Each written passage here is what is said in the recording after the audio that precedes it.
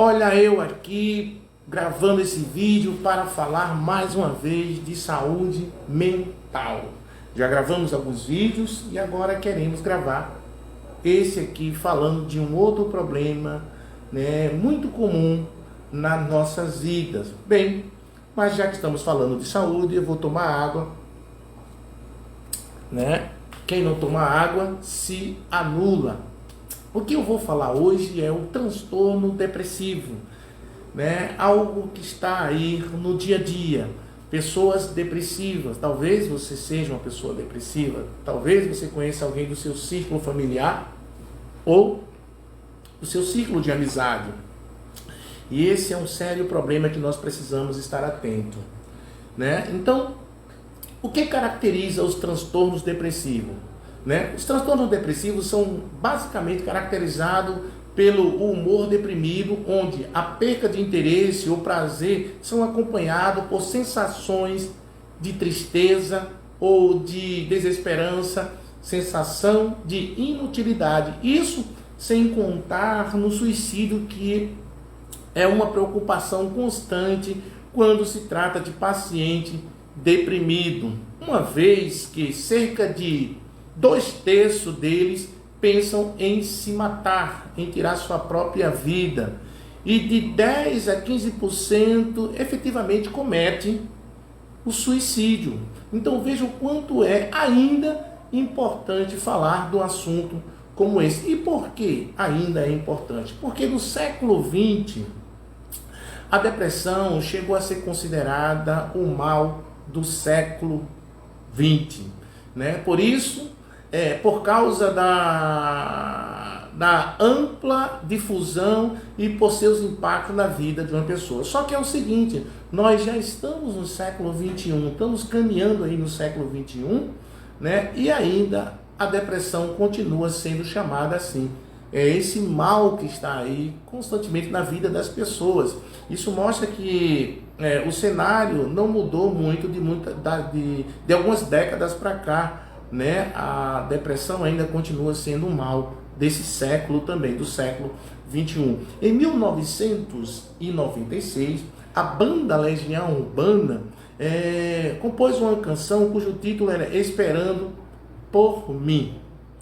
Em uma parte, né, da letra, né, dessa música, o ex-vocalista, né, Renato Russo dizia o seguinte: o mal do século é a solidão. O mal do século é a solidão. Muitos cientistas diziam que a AIDS seria o mal do século XXI, por ser uma nova doença mais devastadora conhecida naquele período. E ao cantar, né, o mal do século é a solidão, Renato Russo, que era soro positivo, aponta para uma leitura de que os aspectos mentais podem trazer, né, doenças muito mais severas e impactar muito mais pessoas. Então veja o quanto é importante ainda este assunto, né, para se tratar, para se falar, né? A solidão como mal do século é um sentimento próximo a um transtorno muito associado à ideia de solidão ou à depressão. A depressão e a melancolia são compreendidos como sinônimo. Atualmente chamamos a depressão, né? Mas no passado, o psicanalista Sigmund Freud usava a palavra melancolia para falar dessa tristeza, dessa languidez, desse desânimo na vida das pessoas. Desculpa, né? E eu queria que você ficasse atento, porque eu quero mostrar aqui, destacar aqui, listar, né, alguns sintomas que normalmente são atribuídos à depressão. E aí você pode perceber nesses sintomas e olhar para algumas pessoas, seja no círculo familiar, amigos, você mesmo, né, pode se identificar, né? São eles: o transtorno do humor, esse humor seu que se transforma aí, né? Essa falta de esperança, desmotivação, está sempre desmotivado, né? procura, agora tem isolamento social ou familiar, perda de interesse por atividades antes que trazia muito prazer para você, né? Vive agora sofrendo de uma apatia na sua vida, uma falta de apetite, de concentração, insônia, perda da memória, né? Então isso pode estar ocorrendo na sua vida, desânimo na maioria dos dias e na maior parte do dia, falta de prazer na atividade diária, perda de apetite ou diminuição de peso, distúrbio do sono, ou seja, desde insônia que começa a acontecer com você, ou de repente sono excessivo, né? Dormir durante o dia todo, começou isso a acontecer na sua vida. Sensações de agitação ou languidez intensa, essa indisposição aí que toma conta de você, fadiga constante, sentimento de culpa constante, dificuldade de concentração, ideias recorrentes de suicídio ou morte, começar a se preocupar com pequenos problemas da vida, tem dificuldade para tomar banho, ler livro e até mesmo coisas simples como assistir um programa, né? Você já não tem mais, não consegue, né? Ou até mesmo a automutilação, causando mal a si próprio, né? Então tudo isso pode estar aí, são sinais aí na vida de uma pessoa que está sofrendo de um transtorno depressivo e que nós precisamos ficar muito atento. Sendo assim, eu queria pensar aqui, destacar também quais os tipos de sintomas depressivos. São 3, né? São cognitivo, fisiológico e comportamental. Então vamos lá. Cognitivo, né? Aí ele tem a ver com o humor deprimido. E aí temos aí o desânimo persistente, temos tristeza, temos baixa autoestima, sentimentos de inutilidade, vazio, culpa ou irritabilidade, né? Redução da capacidade de experimentar prazer na maior parte das atividades, antes consideradas muito agradáveis, né? Diminuição da capacidade de pensar, de se concentrar, memorizar ou de tomar decisões, ideias suicidas. Isso são aí sintomas depressivos na vida das pessoas de maneira cognitiva, né? Eles aí tomam conta da nossa mente, da nossa vida.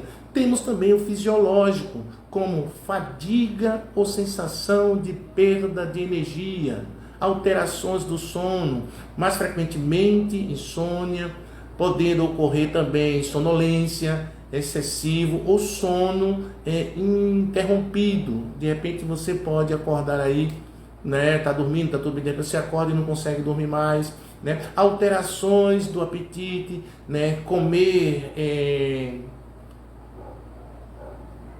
essa perda do apetite aí, né? Onde a pessoa comete perda do apetite, ou podendo assim ocorrer também um aumento, né, do apetite, começa a comer mais, redução do interesse e prazer sexual, né, agitação motora, inquietude, alteração dos ritmos circadianos, ou seja, você agora começa a dormir fora daquele horário que é normalmente você dormir, você quebra aí o círculo circadiano, e aí aqueles horários que você dormia normalmente começa a ser quebrado aí, né? Você altera esse ciclo, né? Então tudo isso são sintomas fisiológicos. Nós temos também os sintomas aí comportamentais, que é retraimento social, né? Chorar mais com frequência, comportamentos suicidas, retardo psicomotor e